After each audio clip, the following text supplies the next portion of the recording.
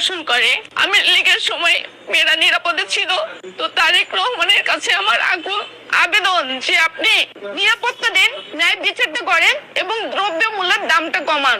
বাংলাদেশে আওয়ামী লীগ সংগঠন ছিল, আছে এবং থাকবে। যদি আওয়ামী লীগ সংগঠন না থাকতো তাহলে এত পুলিশ, এত প্রশাসন বাহিনী কেন মোতায়েন করা হয়েছে? তুলনামূলকভাবে স্বল্প সময়ে সব থেকে বেশি ধর্ষণ হয়েছে 5 আগস্টের পরে। 5 আগস্টের পরে বেশি ধর্ষণ হয়েছে। বেশি যেটা প্রকাশ হয়েছে বাচ্চাদেরটা, কারণ বাচ্চারা ছোট, তাদের সাথে যে ঘটনাটা ঘটেছে সেটা প্রচার হয়েছে। একটা পিচ্ছি বাচ্চা তাদেরকে ধর্ষণ করতেছে, তারা এটা পুরো প্রচার হচ্ছে। তো সেক্ষেত্রে ইয়ং জেনারেশন তো আরো অ্যাডাল্ট, বড়, তাহলে তাদের সাথে কি হচ্ছে সেটা প্রচার হচ্ছে না, কারণ মান সম্মান এবং লোক লজ্জার ভয়ে। আওয়ামী লীগের সময়ও অনাকাঙ্ক্ষিত ঘটনা ঘটেছে, কিন্তু এত পরিমাণে ধর্ষণ কখনোই আওয়ামী লীগের সময় হয়নি। এবং আওয়ামী লীগের সময় শেখ হাসিনা মেয়েদেরকে সবসময়ের জন্য প্রাধান্য বেশি দিয়েছে, তাদের শিক্ষা ক্ষেত্রে, কর্মক্ষেত্রে, তাদের চলাচল সব দিক থেকে বেশি ফ্যাসিলিটি দিয়েছে।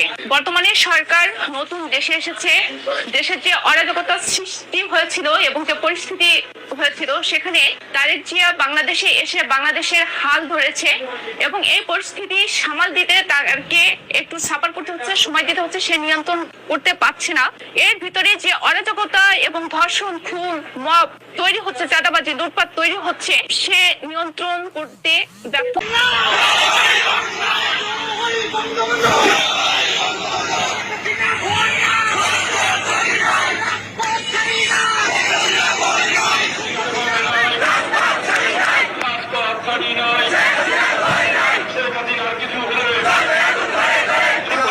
ছেলেকে নিয়ে আসার পরে মেডিকেল 5 ঘন্টার ভিতরে মারা গেছে।